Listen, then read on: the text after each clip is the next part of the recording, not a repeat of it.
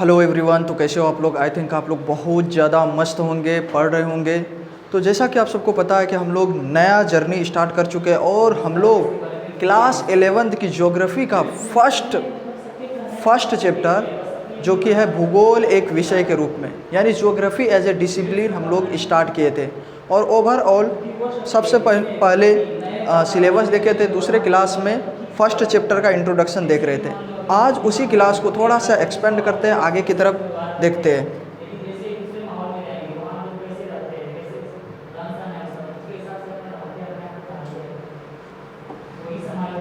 Yes,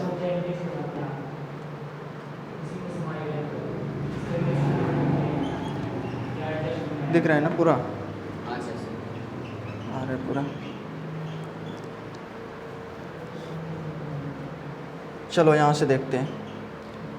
देखो हम लोग क्या पढ़ रहे थे कि भूगोल का जो है, भूगोल में जो चीज़ देख रहे थे, भूगोल एक बहुत ज़्यादा इंटरेस्टिंग सब्जेक्ट है और ये एक समझो एक विज्ञान ही है। ये क्या है? एक विज्ञान के रूप में, क्योंकि इसके पास सॉलिड तथ्य होता है, रीज़न होता है। ये रीज़न बताता है कि कहीं पे पर्वत ही क्यों है, कहीं पे मरुस्थल ही क्यों है, और मरुस्थल है तो वहाँ पे बालू रेगिस्तान क्यों है, वहाँ पे ऊँट क्यों पाला जाता है। सब चीज़ का क्या बताता है? ये रीज़न बताता है।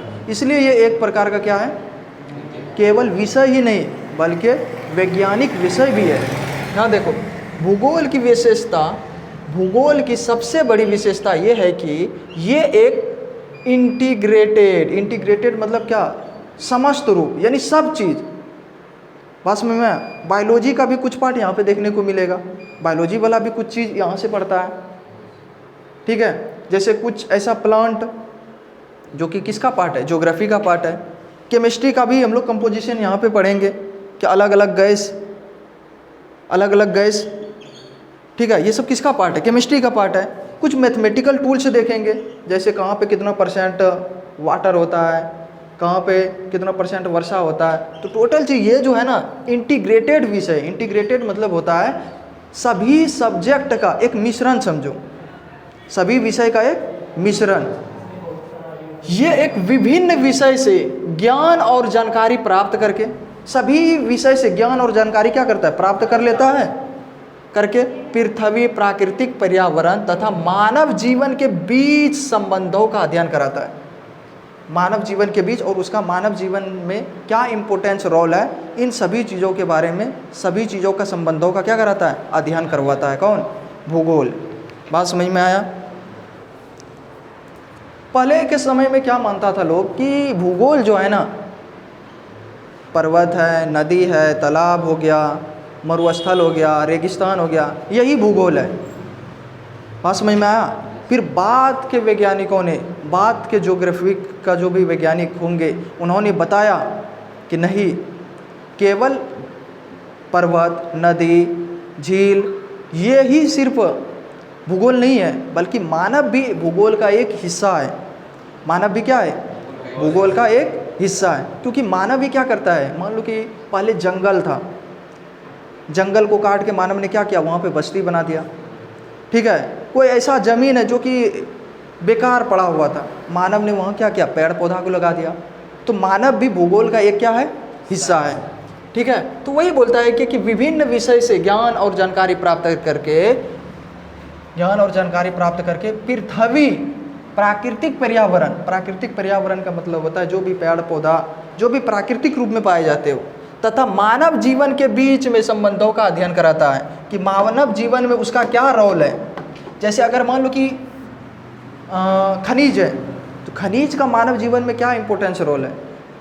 बात समझ में आया? कोयला तो प्राकृतिक चीज़ है, लेकिन मानव उसको क्या करता है, इस्तेमाल करता है, उसका यूज करता है।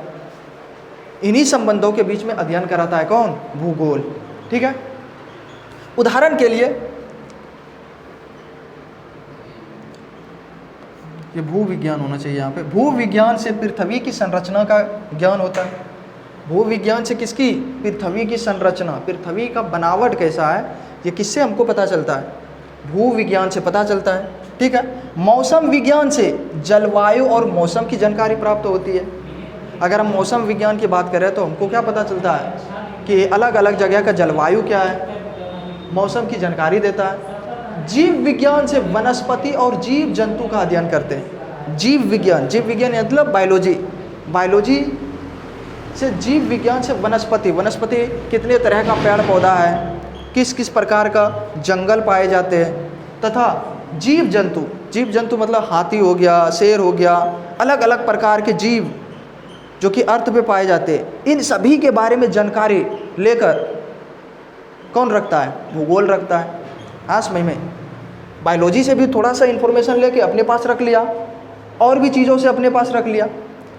अर्थशास्त्र से आर्थिक गतिविधि का ज्ञान देता है, अर्थशास्त्र से थोड़ा सा ले लिया और उसका ज्ञान दे रहा है कौन? भूगोल।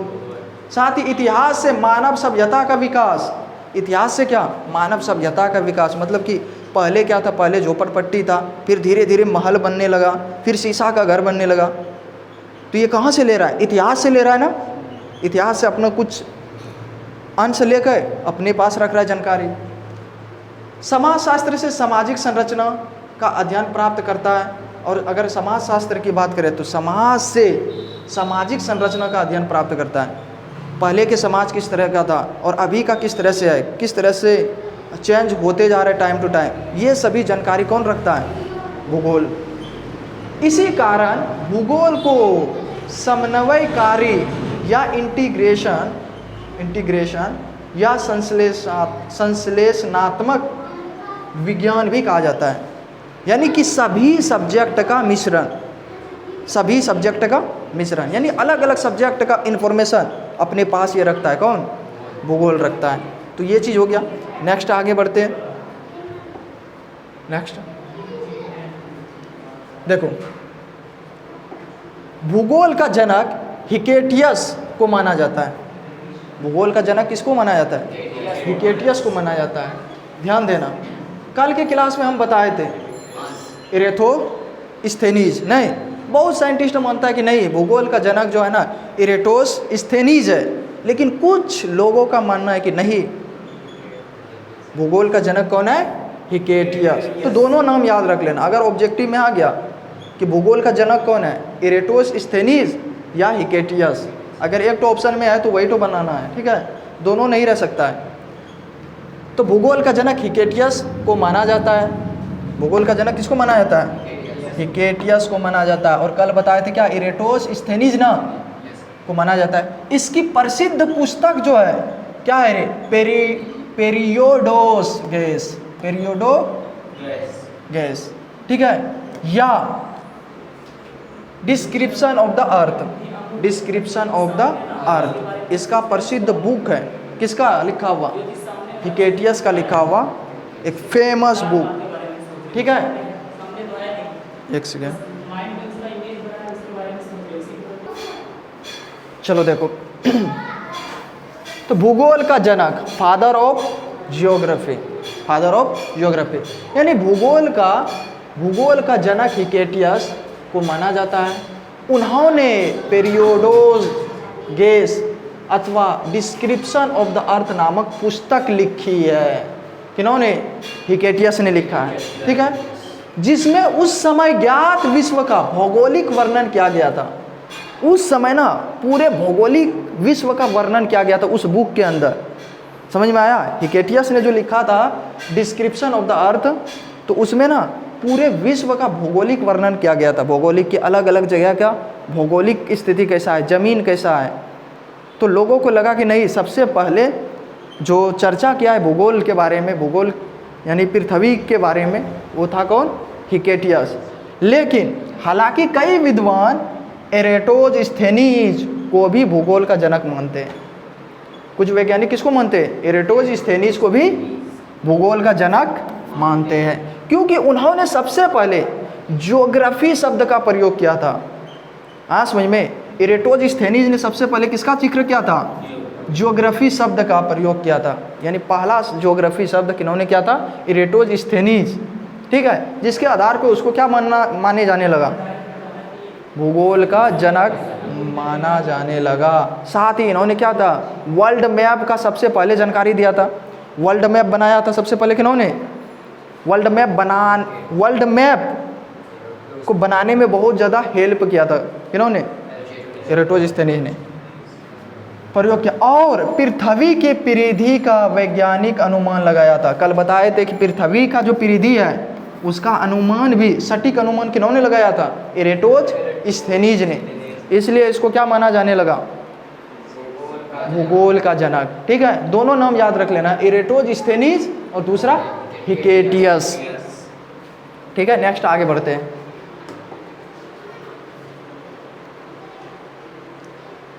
ये बहुत फेमस, बहुत बड़ी बात बताने जा रहे हैं कि भूगोल एक वैज्ञानिक विषय के रूप में, कि आखिर भूगोल वैज्ञानिक विषय के रूप में क्यों है? सुनो, भूगोल एक साइंस विषय के रूप में क्यों है? क्यों आखिर हम लोग इसको वैज्ञानिक विषय बोलते हैं? क्यों इसको हम लोग एक साइंस का सब्जेक्ट मानते हैं? हाँ, सभी चीज़ों का ये मिक्सअप और ये सटीक रीजन, सॉलिड रीजन भी रखता है, तथ्य रखता है। ठीक है, देखते हैं ना।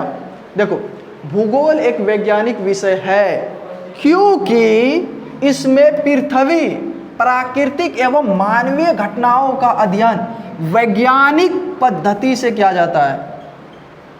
किस पद्धति से? वैज्ञानिक पद्धति से किया जाता है। यानी किसी भी चीज़ का अध्ययन, जैसे प्राकृतिक या मानवीय घटनाओं का अध्ययन। प्राकृतिक घटनाओं का अध्ययन करने का मतलब है कि मान लो कि भूकंप आया, भूकंप क्यों आया, वहीं पे क्यों आया, ये सब क्या है? Scientific reason. क्या? बाढ़ क्यों आया, तो क्यों जहाँ पे आ गया तो वहाँ पे कुछ ना कुछ रीजन है। विदाउट रीजन का क्या ऐसा हो सकता है? और जहाँ पे रीजन का खोज किया जाने लगा, जहाँ पे रीजन के बारे में पता करना हो, तो ये सब कौन जानकारी देता है? साइंस देता है। नहीं, इसीलिए भूगोल को हम लोग क्या मानते हैं? एक वैज्ञानिक विषय के रूप में पढ़ते हैं। ठीक है, वैज्ञानिक विषय के रूप में भूगोल एक वैज्ञानिक विषय है क्योंकि इसमें पृथ्वी हो गया, प्राकृतिक हो गया या मानवीय घटनाओं का अध्ययन वैज्ञानिक पद्धति से किया जाता है। किस पद्धति से? किसी भी चीज़ का अध्ययन जो है ना, वैज्ञानिक पद्धति से किया जाता है कि यहाँ पे पर्वत क्यों निकला, पर्वत का ऊंचाई इतना क्यों है, ठीक है, इस इलाके में ज़्यादातर समुद्री इलाका क्यों है, यहाँ का भाग मैदानी क्यों है। वैज्ञानिक पद्धति से क्या किया जाता है? अध्ययन किया जाता है। इसीलिए भूगोल को हम लोग क्या मानते हैं? एज अ क्या मानते हैं? साइंस सब्जेक्ट मानते हैं। आई बात समझ में? नेक्स्ट आगे बढ़ते हैं। भूगोल को वैज्ञानिक विषय मानने के प्रमुख कारण क्या है? अभी हम बताएं कि भूगोल को वैज्ञानिक विषय मानने का प्रमुख कारण क्या है? ये तथ्यों और प्रमाणों पर आधारित अध्ययन कर रहा है। ठीक है,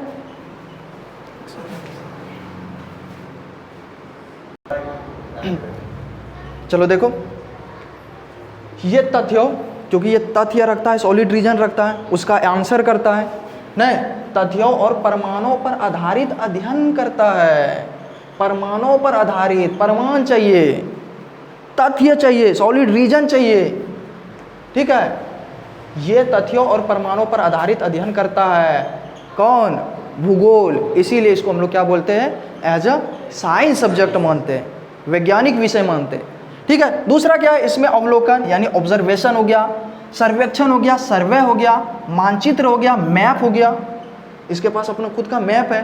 ठीक है, उपग्रह चित्र, ऊपर से सैटेलाइट के द्वारा क्या किया जाता है? उपग्रह चित्र लिया जाता है ना पूरे वर्ल्ड का। ठीक है, तथा GIS जैसी वैज्ञानिक तकनीकों का उपयोग किया जाता है। बात समझ में आया? इसके अलावा इसके निष्कर्ष तर्क होता है, परीक्षण और प्रमाण पर आधारित होते हैं। इसका जो निष्कर्ष होता है उसके पास तर्क होता है। किसी चीज़ का क्या होता है? तर्क होता है। परीक्षण क्या हुआ रहता है? परीक्षण मतलब प्रयोग, ऐसा क्यों हुआ, ऐसा हुआ तो आखिर क्यों हुआ, प्रयोग ना। और प्रमाण पर आधारित होता है। इसके पास सॉलिड रीजन होता है, प्रमाण होता है, प्रूफ होता है, जिसके आधार पर हम बोल सकते हैं क्या कि भूगोल एज अ साइंस सब्जेक्ट। भूगोल एज अ, क्योंकि ऊपर में ही तो बोल दिया कि भूगोल एक वैज्ञानिक विषय के रूप में। ये सब रीजन भूगोल को क्या बना देता है? एक वैज्ञानिक विषय बनाता है। ठीक है, नेक्स्ट आगे बढ़ते हैं। आगे बढ़ते हैं, देखो भूगोल के उपागम, ये एक इम्पोर्टेंट टॉपिक है। भूगोल के उपागम, उपागम का मतलब होता है पढ़ने का अप्रोच, तरीका। उपागम का क्या मतलब होता है? तरीका, किसी चीज़ को पढ़ने का तरीका। जैसे इंग्लिश को क्या पढ़ने का तरीका है, उसी तरह से भूगोल को पढ़ने का क्या तरीका है। तो उपागम दो तो है। कितना अप्रोच है? दो अप्रोच है। अप्रोचेस टू ज्योग्राफी, भूगोल को पढ़ने का तरीका। पहला क्या है? भूगोल के अध्ययन के दो प्रमुख उपागम है। कितना अप्रोच है? यानी भूगोल को पढ़ने का कितना मेनली तरीका है? दो तरीका है। पहला तरीका है क्रमबद्ध उपागम। पहला कौन सा? क्रमबद्ध, जिसको बोलते हैं सिस्टमेटिक अप्रोच, एक सिस्टमेटिक रूप से पढ़ने का तरीका। पहला तरीका कौन सा है? क्रमबद्ध का मतलब था अच्छा ये चीज़ पढ़ ले, फिर इसके बाद ये चीज़, फिर इसके बाद ये चीज़, एक क्रम के अनुसार। नहीं ये नहीं कि यहाँ का पढ़ ले फिर इधर उधर घूम के वहाँ चले गए, वहाँ से यहाँ आ गए, नहीं, एक क्रम के अनुसार, क्रमबद्ध तरीका, जिसको बोलते हैं सिस्टमेटिक अप्रोच। यानी भूगोल को पढ़ने का दो अप्रोच है, दो तरीका है। एक है क्रमबद्ध उपागम, दूसरा है प्रादेशिक उपागम, रीजनल अप्रोच। बात समझ में आया? तो सबसे पहले हम लोग देख लेते हैं क्रमबद्ध उपागम क्या होता है। क्रमबद्ध उपागम, देखो क्रमबद्ध उपागम सबसे पहले किन्होंने मतलब प्रतिपादन किया, ये आखिर कोई तो बताया होगा ना। उसका नाम है Alexander von Humboldt. Alexander von Humboldt. बात समझ में आया? इस अप्रोच के बारे में सबसे पहले किन्होंने बताया? अलेक्जेंडर वॉन हम्बोल्ट ने। ये एग्जाम में आएगा ऑब्जेक्टिव में कि क्रमबद्ध उपागम का प्रतिपादन किन्होंने किया था। तो अलेक्जेंडर वॉन हम्बोल्ट, नाम याद रख लेना, अलेक्जेंडर वॉन हम्बोल्ट ने किया था। ठीक है, इसमें हम लोग देखते क्या है, देखो तो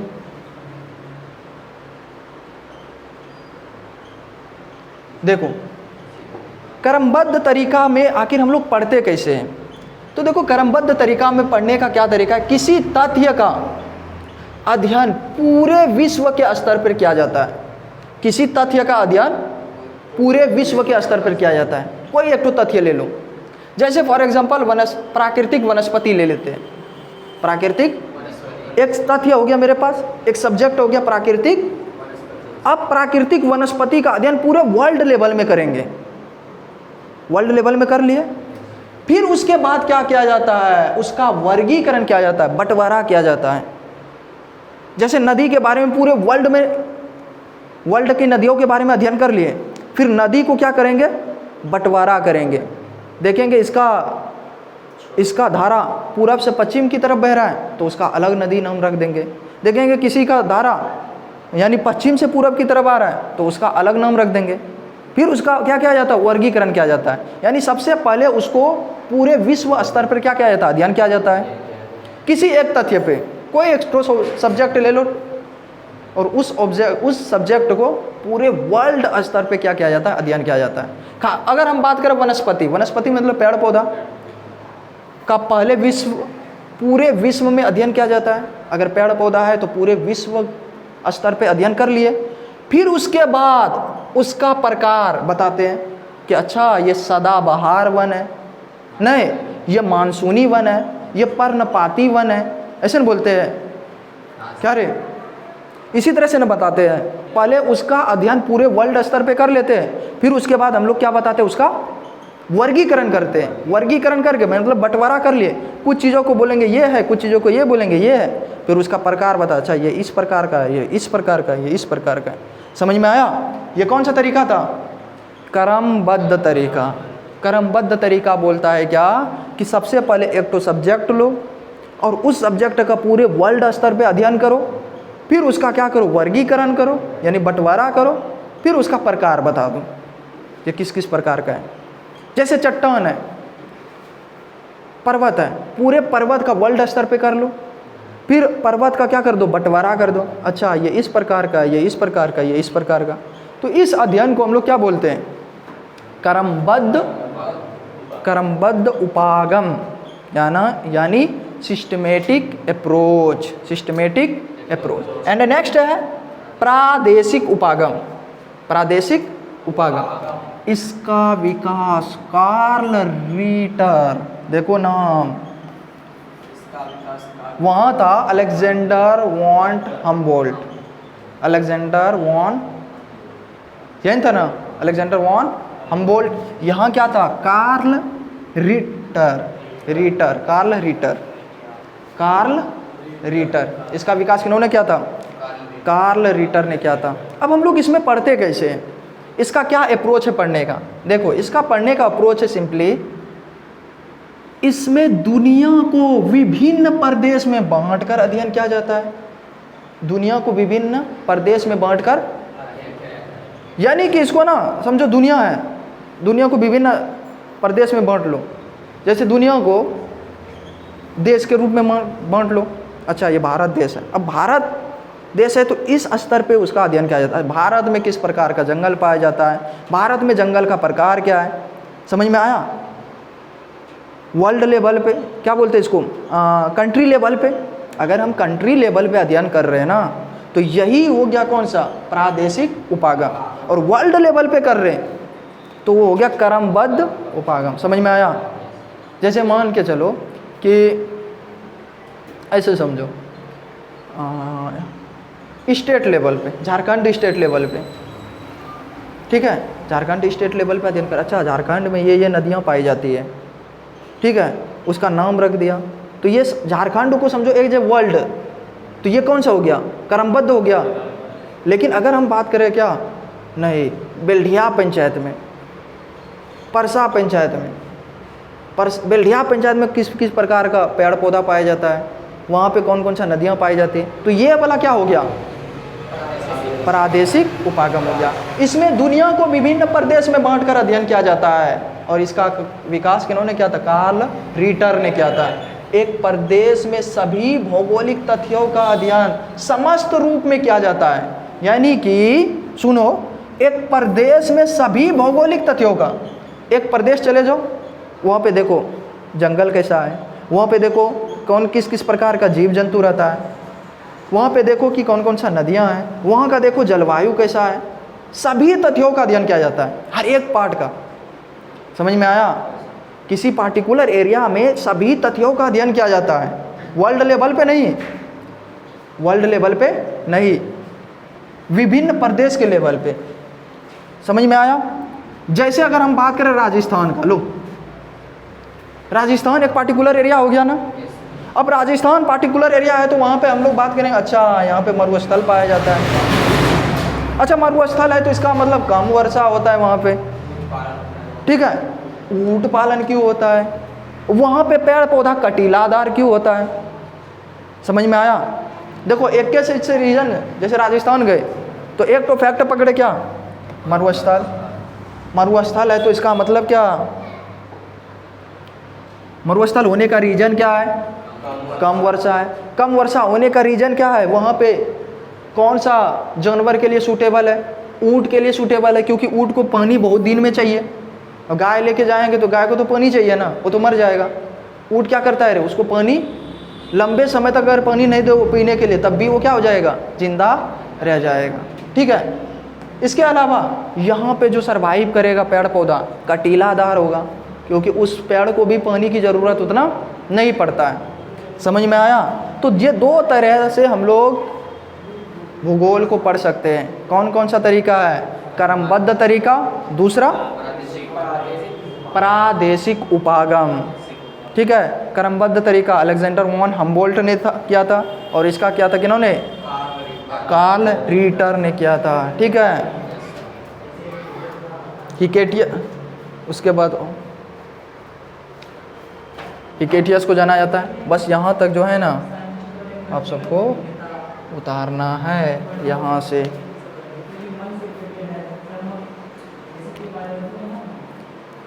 ठीक है, मिलते फिर नेक्स्ट क्लास में, इसको उतार लो।